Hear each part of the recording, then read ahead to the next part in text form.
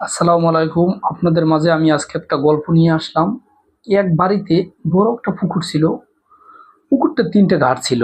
৩ টে ঘাট থাকার কারণে আর কি আশেপাশের মানুষ এসেও ওই পুকুরে গোসল করত।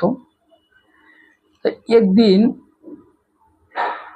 আল্লাহর এক বান্দা সারা রাত নামাজ পড়লো এবং ক্লান্ত হয়ে গেল। চিন্তা করলো যে ফজরের আগে আমি যদি গোসল করি তাহলে ফজরের নামাজটা আমার ভালোভাবে আদায় করতে পারবো আর আমার ঘুমটাও ভালো হবে।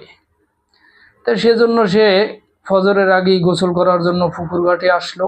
সে ঘাটে এসে দেখলো যে পুকুরের ওই পাশে যে ২টা ঘাট, ওই ঘাটেও ২জন লোক গোসল করার জন্য আর কি বসে বসে হাত পা ধৌত করতে আছে।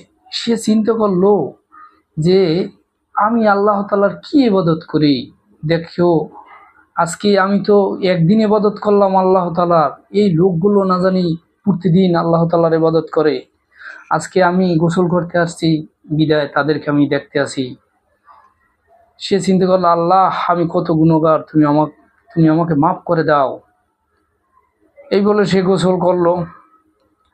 আর আর এক পাশে যে ওই যে পুকুরের অপর পাশে যে চোর ছিল, ওই চোরায় সারা রাত চুরি করার পরে সে পুকুরে গোসল করতে আসছে।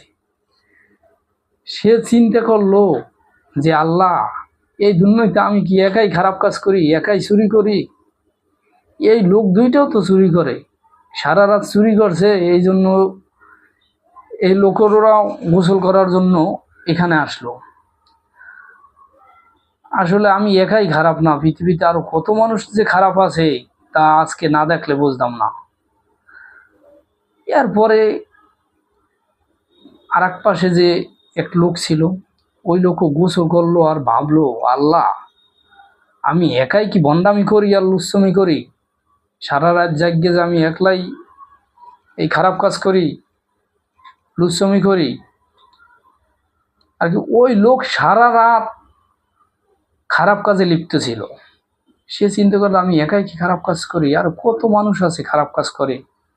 দেখো এই যে আজকে গোসল করতে না আসলে বুঝতামই না যে আমার মতন আরো কত মানুষ খারাপ কাজ করে। আসলে আমরা যে যেরকমের মানুষ আমরা সেরকমই চিন্তা করি, আমাদের মন মানসিকতা যেরকম আমাদের চিন্তা ভাবনা সেরকমের। যে লোক আল্লাহ তাআলার সারা রাত ইবাদত করলো সে ভাবলো তার মতন করে, আর যেই চোর